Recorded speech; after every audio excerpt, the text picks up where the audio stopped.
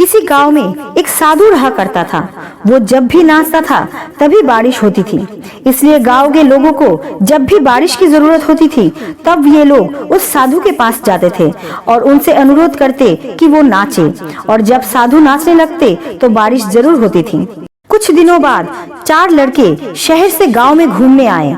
जब उन्हें ये बात पता चली कि किसी साधु के नाचने से बारिश होती है तो उन्हें यकीन नहीं हुआ। शहरी पढ़ाई लिखाई के घमंड में उन्होंने गांव वालों को ये चुनौती दे दी कि अगर हम भी नाचेंगे तो बारिश होगी, और अगर हमारे नाचने से बारिश नहीं हुई तो साधु के नाचने से भी बारिश नहीं होगी। अगले दिन सुबह सुबह गांव वाले उन 4 लड़के को लेकर साधु के कुटिया के पास पहुंचे।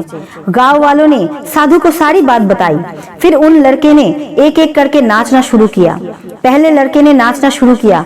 आधा घंटा बीत गया। फिर पहला लड़का थक कर बैठ गया, पर बादल नहीं दिखे।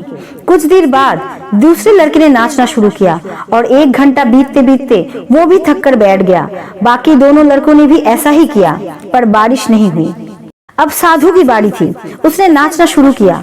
1 घंटा बीत गया, पर बारिश नहीं हुई। साधु फिर भी नहीं रुका, वो नाचता ही गया। नाचते नाचते 2 घंटे बीत गए, पर बारिश नहीं हुई। 4 घंटे बीत गए, पर बारिश नहीं हुई। लेकिन साधु तो रुकने का नाम नहीं ले रहा था।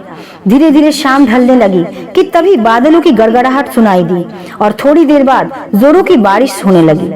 ये देखकर चारों लड़के दंग रह गए और तुरंत साधु से क्षमा मांगी। फिर चारों लड़के ने साधु से पूछा, बाबा भला ऐसा क्यों कि हमारे नाचने से बारिश नहीं हुई और आपके नाचने से बारिश हो गई?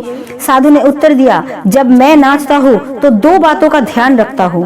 पहली बात तो मैं ये सोचता हूँ कि अगर मैं नाचूंगा तो बारिश को होना ही पड़ेगा, और दूसरी बात ये कि मैं तब तक नाचूंगा जब तक कि बारिश ना हो जाए। सफलता पाने वाले में भी यही गुण विद्यमान होता है। ये जिस काम को करते हैं उसमें उन्हें सफल होने का पूरा भरोसा होता है, और वो तब तक उस काम को करते हैं जब तक कि उसमें सफल ना हो जाए। इसलिए अगर हमें सफलता हासिल करनी है तो इस साधु की तरह ही अपने लक्ष्य को प्राप्त करना होगा। दोस्तों, आपको ये स्टोरी कैसी लगी कमेंट्स में जरूर बताना, और अच्छी लगी तो चैनल को लाइक एंड सब्सक्राइब जरूर करना। आपका कीमती समय देने के लिए दिल से शुक्रिया।